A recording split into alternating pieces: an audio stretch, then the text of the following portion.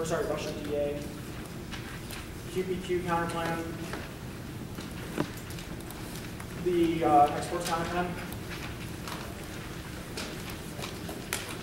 environment, dissect, politics, methane, and then Japan.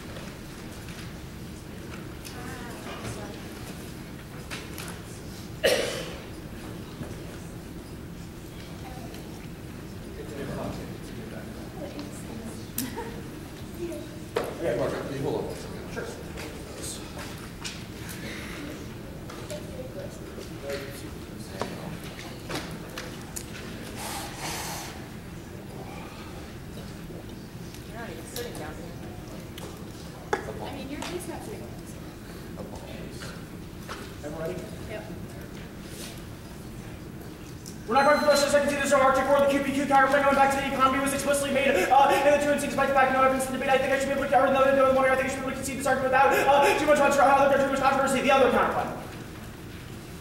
They read two and have only gone for two natural gas exports good advantages and read evidence that natural gas exports will not happen for two reasons. Environmental opposition. I will reread their Krauss cards. Resistance from enviro groups groups could stop export projects. Manufacturers are campaigning against unfair exports. These manufacturers will make it challenging for projects to raise financing. By 2018, the country export only 1 billion cubic feet of gas. How does the plan change environmental backlash to the ability of export plants to open in Alaska? They don't have a card on that. They have a card that suggests that lower prices would enable us to lower the price of natural gas in Japan, but that assumes some amount of exports happening. Their Ebinger card is also quite good for us. Says feasibility of exports depends on the ability of gas infrastructure to support production and shipment. Now, they read this DOS card in the 1AR that says that we have the infrastructure now. Sure, we'll grant them that. And then their Ebinger card goes on to say, even if there is sufficient transport infrastructure, there may be limits on available equipment and engineers to develop gas. The market for equipment for fracking is tight and likely remains a human capital in unconventional oil and gas development sectors is in short supply, which means there is a lag time before an adequate supply of petroleum engineers in the market.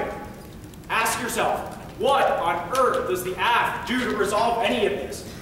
This doesn't make any sense. The 2AC card quotes Murkowski that they'll try and extend the 2AR, says Japan could be good for building trust, or the Alaska could be good for building trust, but assumes exports. There's a ban on exports now. The DOE has not issued new permits to do permits for exports. And then their DOS card, which they'll try to go for to say that this plant is super viable, says that the plant has been supplying 1,300 loads of LNG to Tokyo Electric and Tokyo Gas safely without interruption since 1960, which means they're supplying it to them now, which should solve basically the entire case. They don't have a card that just the plan creates a necessary or sufficient amount of gas exports to resolve either of those two advantages. Their evidence has increased, and I can't go back to the 1AC because it's a new afternoon solo prep time, but they have cards in the 1AC. It says an increased amount of LNG exports is critical to the alliance, which obviously assumes the amount of exports coming from Alaska now, if you end up concluding that that's in the quo. And the same thing for the other advantage about methane hydrates going forward, is we need to price them out of the market. They can't ramp up production enough with one terminal. I mean, that's just obvious. The amount of decided to win is so small. Try or die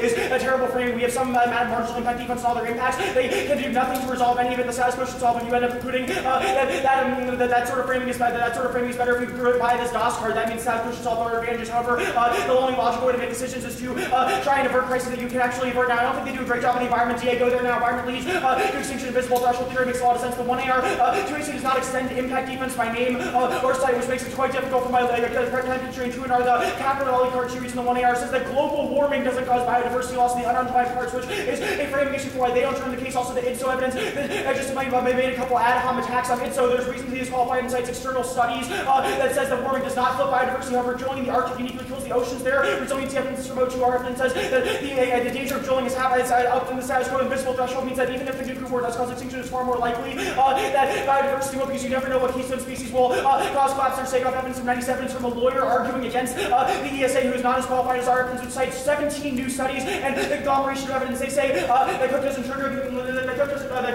drilling is decreasing now as browner than 117 gel after submitting multiple papers and following the subject. There's no way to go there. Shells were unfortunately that you don't publish additional hurts. They're going to traverse the other end. Phil says just remember that you I know I've been trying to specific with Arctic drilling now. Their argument that we said that there's drilling on T does not take it out, because our evidence says that leases are being offered now. They're actually drilling. They say that we don't have evidence that assumes there's. Our clear evidence says that drilling is dangerous throughout the Arctic. The Walsh evidence says that there's no regulation, especially because the DUI is so overstretched. They say the DUI is not qualified to answer that thought. That's just an ad-hom. They really don't have a warrant for this. A politics argument. Ad-hom, there's no link there. Don't get to exports, which is what the solvency claim is for this advantage, for the Japan relation advantage. Their evidence is normative that we should have more cooperation. Not that actually resolve American aircraft fails, which is the internal link to ISR. Hot evidence says that we don't deploy it, and it's not self enough. Our evidence says sequester takes the ability for the U.S. to play a role in that cooperation, because means we don't fund our own ISR capabilities anymore. Now the methane advantage, there's no methane explosions, there's relatively small feedback loop, means contribute to warming, because the arch reference doesn't is not inserted or not indicted like ITSUS. They don't solve methane because leadership transition is happening in the status quo and methane releases are happening. They don't have a very good card on methane actually causing extinction. It's all part of their other Japan cards to say it could be catastrophic or it could be ecocide. Those people are either writing on blogs or don't really have good warming. So evidence cites 17 other cites multiple other new studies external to ITSUS that notes on appliances to counter greenhouse gas emissions. They say Japan think their cards are terrible for this. It just says that Japan lost methane hydrogen might be bad. Our evidence assumes that and says that that is massively insufficient. Environment turns it because the destruction of places in the Arctic would obviously cause release of methane because they're all hidden under lunch burn files. Japan advantage. Their leadership argument, our Zudong evidence is like veterans says that leadership transition won't cause war. The two cards they read from our Moss and Zudong evidence are picking lines out of context. The Moss evidence they read is from before ours, but our evidence is quite recent and says that that Asian wars don't actually escalate because of the leadership transition being relatively stable, also because of the U.S. security general architecture in the region. They explicitly do not go for China to be at war because of the TNW's argument. Only since the copies are evidence, so that's fantastic. And they dropped the argument that Chinese nationalism is evil, which is what their impact evidence describes, but they only resolve resource constraints. We read a slew of cards that says that security umbrellas was economic rationality, interdependency, and constrained rational leaders all check. There's no North Korean missiles. Our evidence is fantastic there. Did a missile test, but it's not enough to actually strike the United States because their missiles suck. They don't have the type of capability necessary to even hit California, and it wouldn't cause North Korea, South Korea drawn. They make provocations all the time, but our evidence wouldn't escalate. Came as fundamentally rational, which means diplomacy in the United States should solve. They just explain the word miscalculation over and over again. I need to win very, very small rounds of impact defense here because they cannot solve this advantage where the status quo solves all of it, and it flips the direction of trying to die. 250.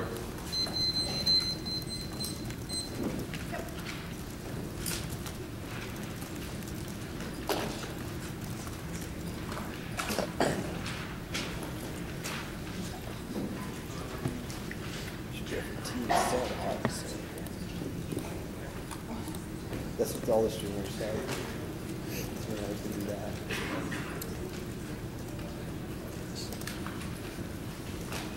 When in doubt, consult the blogosphere. They can judge the debate too. There's an odd number right now. I'm sure they will.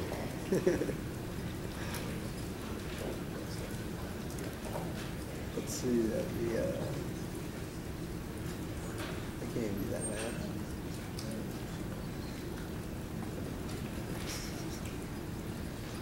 $154 to $153 decision.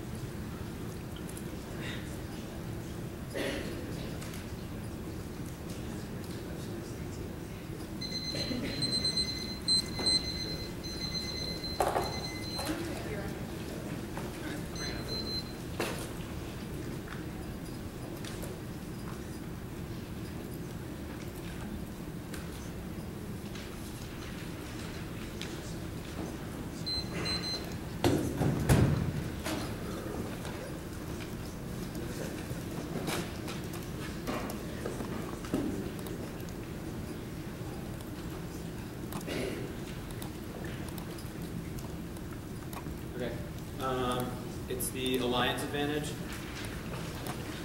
the methane hydrates advantage, the export CP, then the accident CA.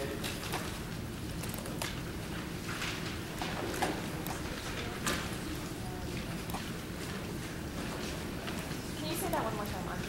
Yep, alliance advantage, methane advantage, exports counterplan, and then the accidents DA.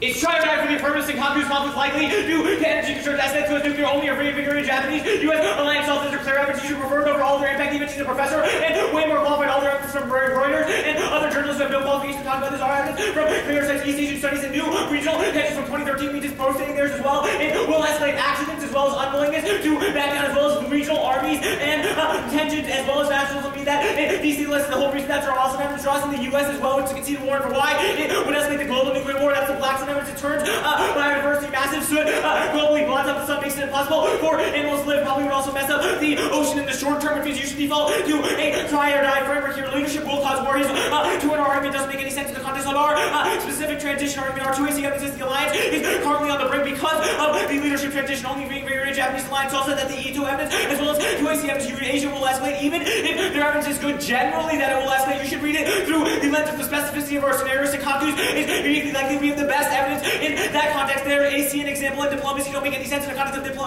miscalculation as well as recent hair trigger alert between Japan and China which all of our evidence speaks to and none of their diplomacy evidence does. Their Japanese nationalism argument does not make sense. It's not that will the only warrant in that piece of evidence is economic sovereignty which our internal link solves for because it ensures that there's quadrilateral cooperation between Russia, China, Japan, and the United States through LNG energy security which only experts can solve for. We definitely solve that advantage. That's the ETO card. You should probably read it after the debate. You will decisively vote affirmative on that now.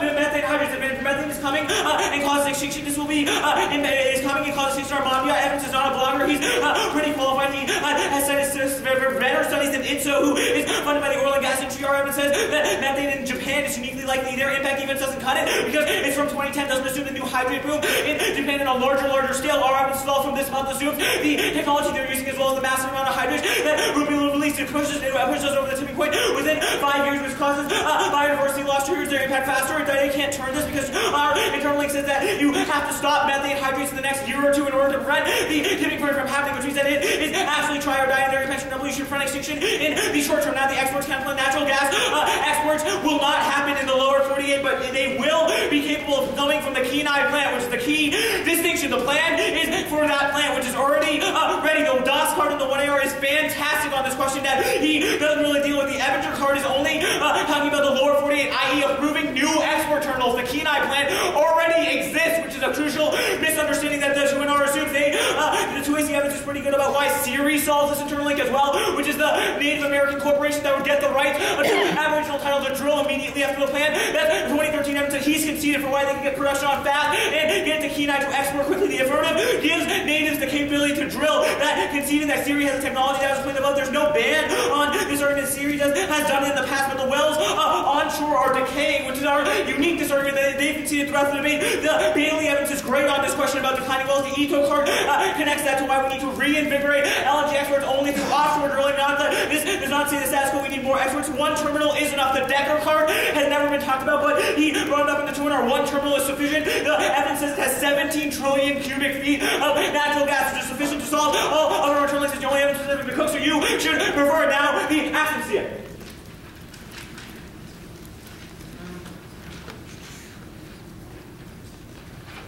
You should default the empirics on the impact calculus question. Massive oil spills like the Gulf and past species lost all dispute probability of their impact. Nuclear war towards the environment causes massive species loss. Accident serious and the Campbell Evans. He's the creator of Science 2.0 community of research professors, postdocs, science book authors, and Nobel laureates collaborating over scientific projects. They're all writing to prove that species extinction is a flawed model and bad science. Their evidence is all media hype. It's from Science Daily, which proves that even if it cites qualified people, it is not peer reviewed. I'll send the note impacted by diversity evidence. Sagoff. He's providing qualified testimony testimony, no chance that it causes extinction. He doesn't extend oceans independently, so you shouldn't give that to him, which is the only possible internal link they can access to global biodiversity, because oil spills can only affect the ocean. He's conceded Kennedy evidence. It's more qualified. He's a PhD. It says that they were resilient, empirically proven by previous oil spills, i.e. the one in the Gulf of Mexico, etc., which did not destroy humankind or kill that much biodiversity, which proves that species are resilient. There's no tipping point argument. That's just a hoax concurred by these random newspapers. Also, Cook is uniquely stable, even if the spill happens. Our evidence is the only one about the affirmative that says those spills won't spread, which means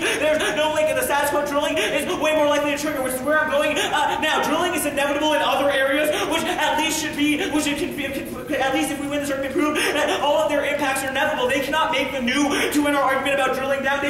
We've explicitly conceded the 2NC topicality evidence in the 1AR that says that there are other areas that are opening up immediately, and even if not immediately, within the next 5 years for guaranteed drilling in the Arctic as well as other regions in the United States, which definitely triggers their impacts. I'll go through their evidence here. The first, I'm not going to be able to go through all of them, but you should read all the T evidence that makes that enough prep time. But the first card is the Fletcher card, which says that Salazar's announced a massive oil and gas leasing program between 2012 and 2017 to have oil and gas leasing off the coast of Alaska. Also, the second piece of Fletcher evidence says these lease sales will also occur in the western central Gulf of Mexico as well as the eastern Gulf of Mexico and the Beaufort Sea and Chukchi Sea, which proves that the drilling in every area is inevitable, and they're admitted that the link to the plan is so tiny. Think about it. The plan only allows for the Cook Inlet region, which is literally like tiny off the coast of Alaska.